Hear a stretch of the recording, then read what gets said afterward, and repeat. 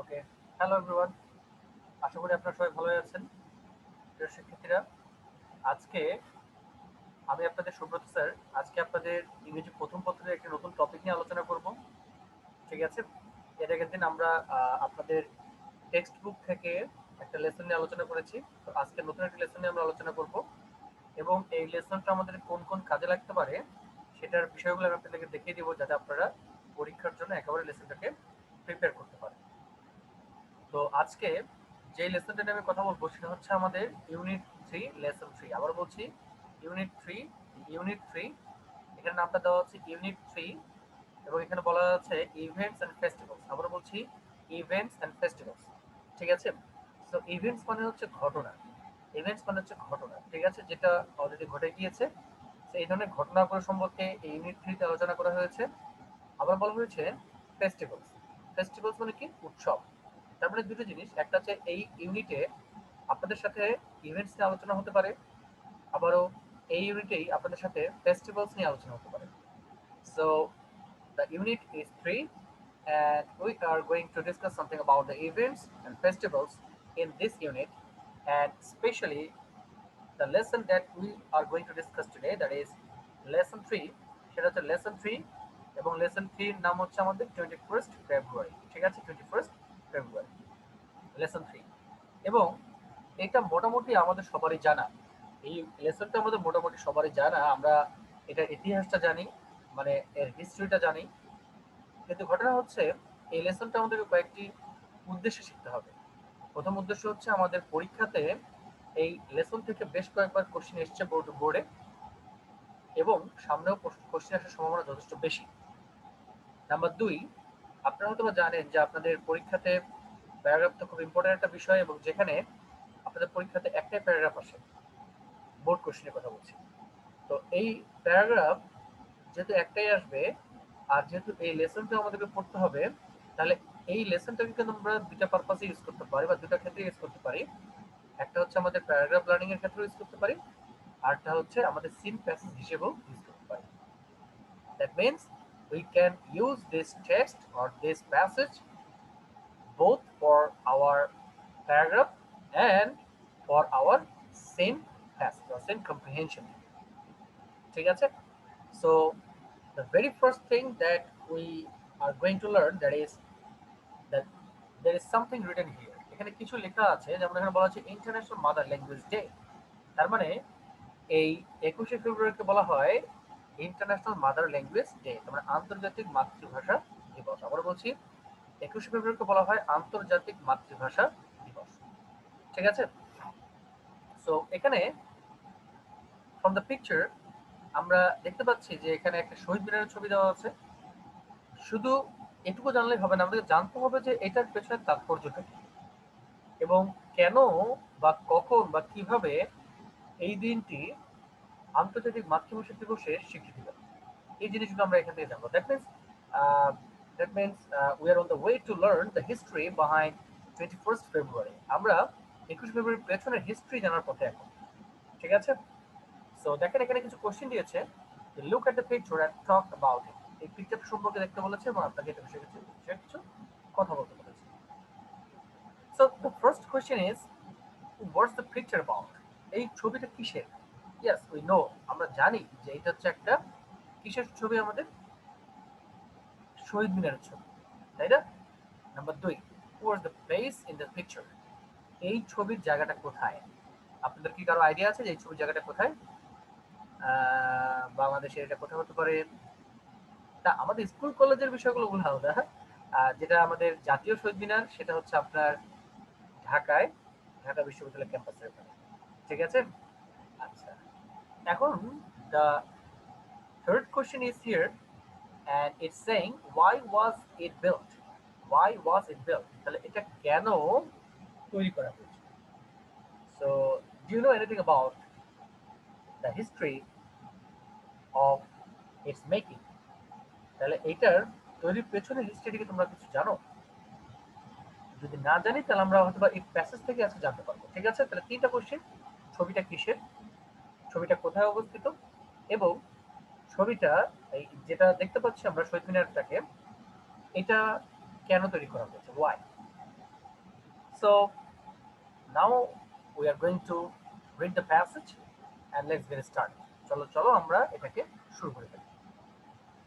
So বলছে 21st February is a memorable day in our national history. তাহলে এখান থেকে আমরা এই শব্দটাকে একটু মার্ক করি। মেমোরেবল ডে, মেমোরেবল ডে, ঠিক আছে। মেমোরেবল ডে মানে হচ্ছে স্মরণীয় দিন। আবার বলছে মেমোরেবল ডে মানে হচ্ছে স্মরণীয় দিন।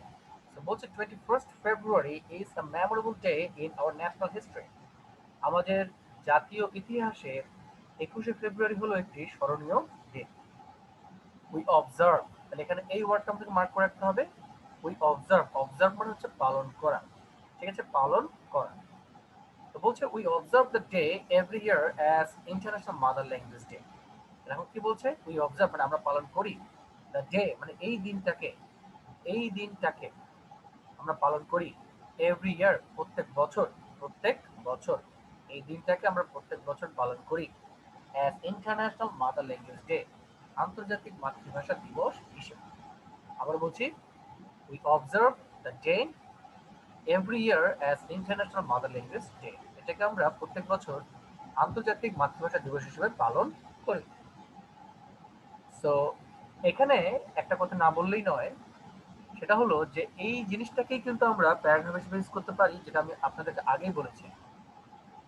সো এখানে যে লাইনগুলো আপনারা দেখতে পাচ্ছেন, যেই লাইনগুলো আমি বাদ দিতে বলবো শুধু সেগুলো বাদ দিয়ে বাকি যেই লাইনগুলো আমরা পড়বো এখন এখানে প্রত্যেকটাই আমরা কিন্তু প্যারাগ্রাফ হিসেবে মুভ করে ফেলবো। যেমন first line is 21st February is a memorable day in our national history. তাহলে 21 ফেব্রুয়ারি হচ্ছে আমাদের জাতীয় ইতিহাসের একটা স্মরণীয় দিন। এটা আমরা খুব ইজিলি বা অনায়াসে আমরা এটাকে ইউজ করতে পারি ইন আওয়ার প্যারাগ্রাফ, ঠিক আছে। আমাদের paragraph we observe the day every year, প্রত্যেক বছর আমরা এটাকে অবজার্ভ করি as international mother language day, আন্তর্জাতিক মাতৃভাষা দিবস হিসেবে। The day is a national holiday, এই দিনটা একটা জাতীয় ছুটির দিন। আমরা বলছি এই দিনটি হলো একটি জাতীয় ছুটির দিন। The day is a national holiday, এই দিনটি হলো একটি জাতীয় ছুটির দিন।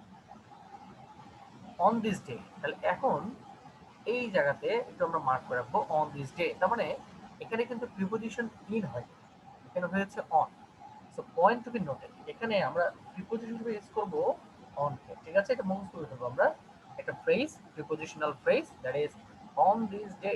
আবার বলছি অন দিস ডে, তাহলে এই দিনে we pay tribute, we pay tribute on this day, এই দিনে উই পে ট্রিবিউট, আমরা সম্মান প্রদর্শন করে থাকি। উই পে ট্রিবিউট, আমরা সম্মান প্রদর্শন করে থাকি, ঠিক আছে।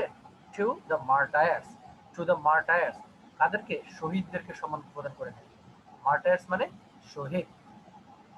হু লেড ডাউন দেয়ার লাইফ, যারা তাদের জীবন উৎসর্গ করে দিয়েছিল। আবার বলছি হু লেড ডাউন দেয়ার লাইফ, যারা তাদের জীবন উৎসর্গ করে দিয়েছিল to establish Bangla as a state language, তাহলে বাংলাকে রাষ্ট্রভাষা হিসেবে প্রতিষ্ঠা করার জন্য ইন আনডিভাইডেড পাকিস্তান ইন 1952। তাহলে ইন আনডিভাইডেড পাকিস্তান মানে কি? অবিভক্ত পাকিস্তান। তার মানে আগে তো পাকিস্তান একটাই ছিল, তাই না? যুদ্ধের আগে পাকিস্তান একটাই ছিল, একটা পূর্ব পাকিস্তান, একটা পশ্চিম পাকিস্তান। তো এটাকে বলা হচ্ছে, যেহেতু একসাথেই ছিল, এটাকে বলা হচ্ছে আনডিভাইডেড পাকিস্তান ইন 1952। তাহলে এখানে আমরা একটু মার্ক করে নেবো যে সালের আগে প্রিপোজিশন কিন্তু আমাদের বসে ইন। আবার বলছি সালের আগে প্রিপোজিশন বসে কি? ইন, ঠিক আছে। তাহলে আমরা এখন যদি এখানে বলি অন দিস ডে, এই দিনে উই পে ট্রিবিউট, আমরা সম্মান প্রদর্শন করি টু দ্য মার্টার্স, কাদেরকে?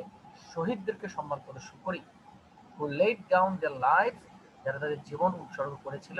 হু লেড ডাউন দেয়ার লাইফ, যারা তাদের জীবন উৎসর্গ করেছিল।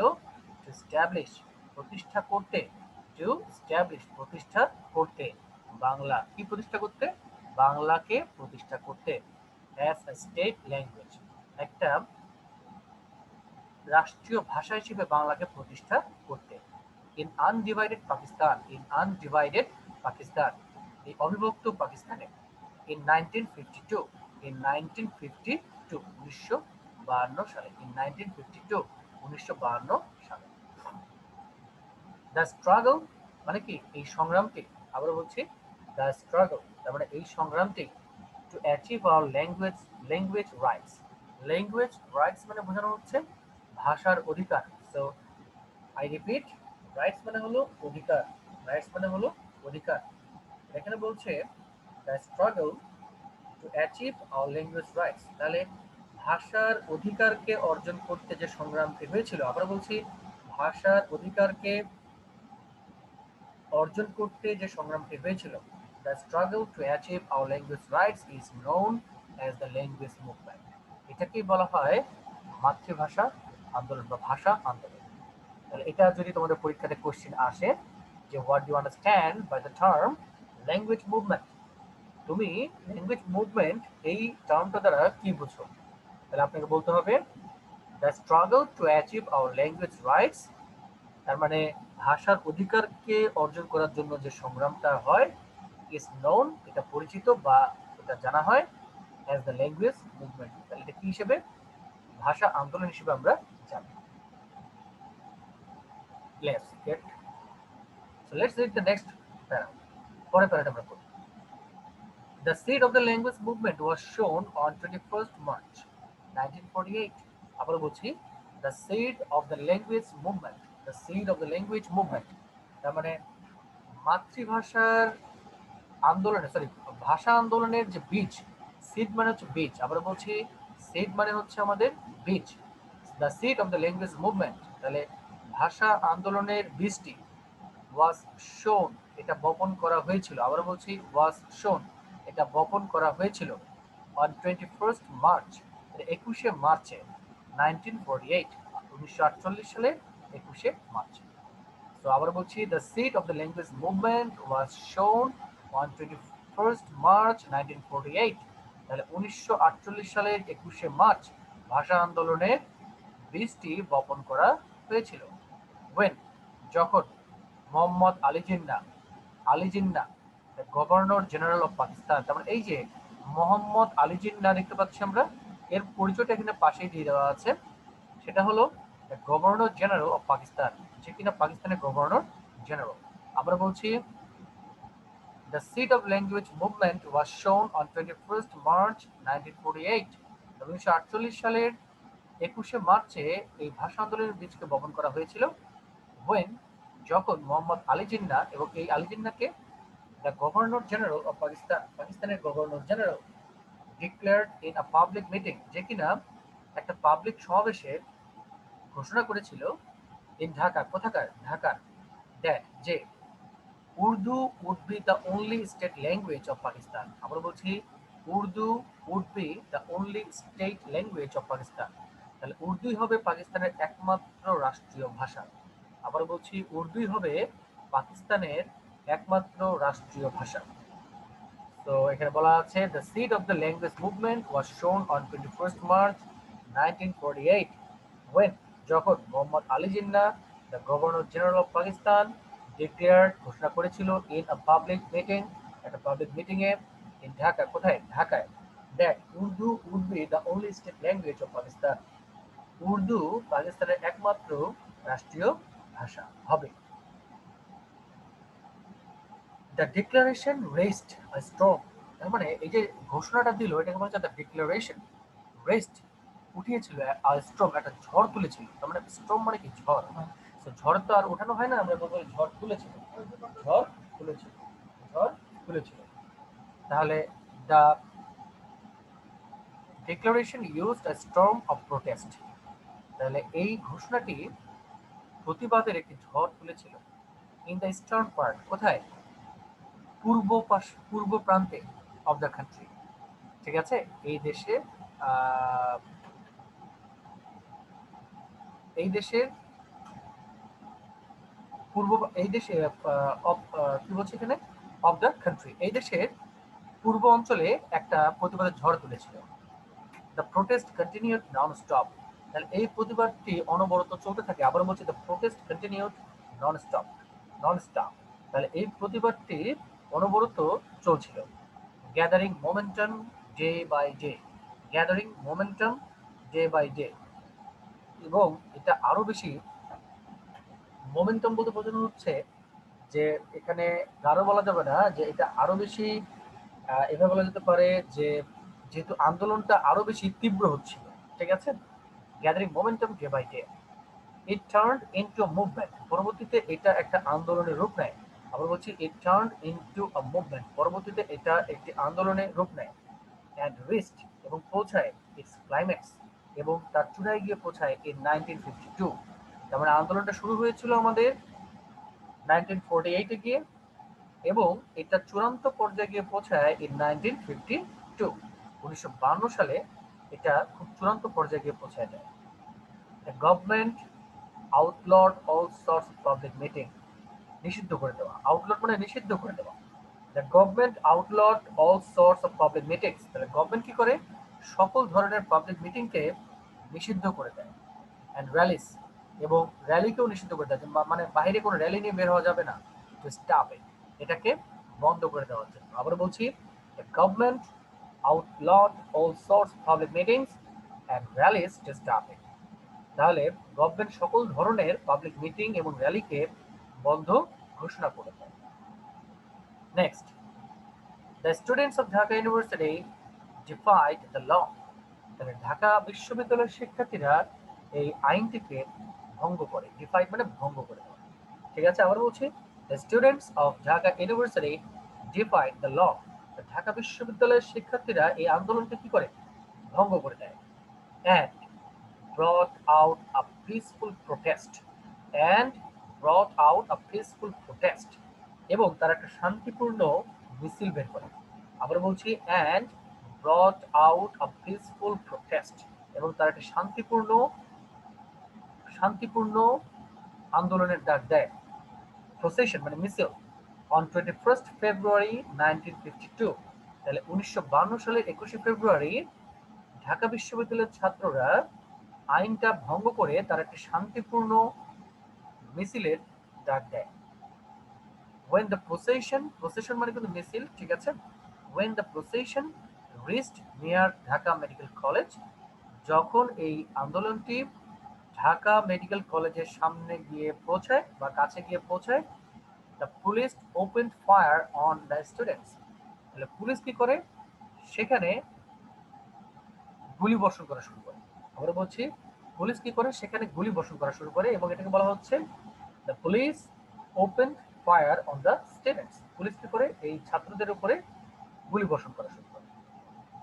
কিলিং সালাম, রফিক, বরকত, সাইফুর এন্ড জব্বার, তারা কি করে, সালাম, রফিক, সাইফুর, জব্বারকে মানে তারা সেখানেই মারা যায়। অ্যাজ এ রেজাল্ট, মানে ফলাফলে, আমরা বলছি ফলাফলে, there were mass protests all over the country, গোটা দেশব্যাপী এই আন্দোলনটা দ্রুত ছড়িয়ে যায় বা গণ আন্দোলনের রূপ নেয়। আবার বলছি, অ্যাজ এ রেজাল্ট, ফলাফলে, there was mass protest all over the country, গোটা দেশে বা সমগ্র দেশে এই আন্দোলনটা ছড়িয়ে যায়।